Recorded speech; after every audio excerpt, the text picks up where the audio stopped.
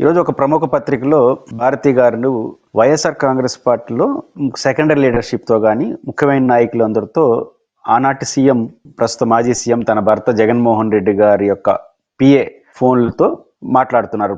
Phone తీసుకొని మాట్లాడుతున్నారు. అందరితో మాట్లాడి యాక్సెస్ పెంచుకుంటున్నారు. ఎందుకు అంటే వాళ్ళ అర్థంలో ఆ పత్రిక కథనం ప్రకారం జగన్మోహన్ రెడ్డి త్వరలోనే లిక్కర్ కేసులో అరెస్ట్ అయిపోతాడు. అప్పుడు పార్టీ బాధ్యతలు చక్కదిద్దుకోవడం కోసం ముందస్తు ఏర్పాట్లు ఒక యాంగిల్ తీసుకొచ్చారు.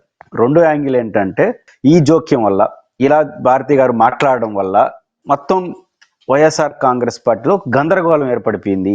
ఏమైపోతుందో, జగన్ గారు అరెస్ట్ అయిపోతారా, ఏమొస్తుందా, ఇట్లాంటి చర్చ నడుస్తుంది అంటారు.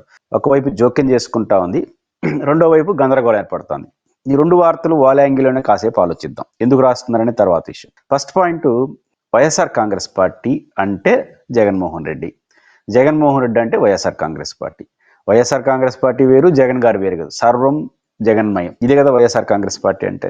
ఆ పార్టీలో జగన్మోహన్ రెడ్డి గారు అధ్యక్షుతున్న ఆ పార్టీలో ఒకవేళ జైలుకి వెళ్ళారని వాళ్ళు అనుకున్నట్టే జరిగితే తన భార్య శ్రీమతి భారతి గారిని యాక్సెస్ పెంచుకోవడం కోసం ఆమె ఎవరికి తెలియకుండా పాత ఏరియా నెంబర్ని తీసుకుని మాట్లాడాలన్నా, ఆ పరిస్థితి అంటూ వస్తే జగన్మోహన్ రెడ్డి గారు పార్టీ కీలకమైన లీడర్షిప్ అందరిని కూర్చోబెట్టుకొని జైలుకి వెళ్ళాల్సిన పరిస్థితి వస్తూ ఉంది. అంతవరకు పార్టీ బాధ్యతలు భారతి గారు చూస్తారు.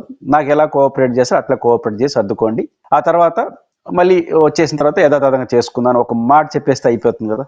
భారతి గారు ఏరియా నెంబర్ తీసుకొని అందరితో మాట్లాడాలా, అంత అవసరం ఉందా?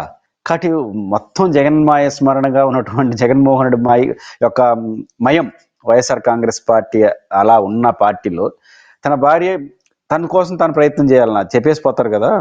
కాబట్టి రాసేదానికైనా ఒక అర్థం ఉండాలి. ఇది ఫస్ట్ పాయింట్. రెండో పాయింట్, వెంటనే గందరగోళం ఏర్పడిపోతా ఉంది. ఎందుకు గందరగోళం ఏర్పడుతుంది? వాళ్ళ లెక్క ప్రకారం ఆమె మాట్లాడారు. ఎవరు మాట్లాడుతున్నారు? సెకండరీ లీడర్షిప్తో మాట్లాడుతున్నారంట భారతి గారు. మొదటి లీడర్షిప్ కాదు, సెకండరీ లీడర్షిప్తో.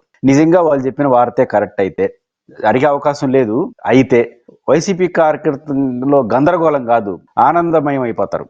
ఎందుకని?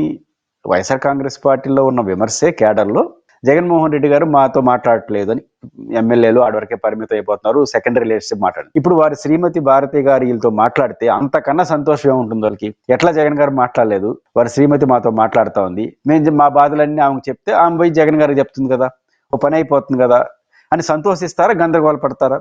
జగన్మోహన్ రెడ్డి గారి సతీమణి ఒక సెకండరీ లీడర్స్తో మాట్లాడితే వాళ్ళు ఆనందంగా వాళ్ళ బాధలు చెప్పుకుంటారు, వాళ్ళ మంచి చెడ్డలు చెప్పుకుంటారు, వాళ్ళు యాక్సెస్ పెంచుకుంటారు, కానీ గందరగోళం పడతారా అంటే అంత ఉల్టా.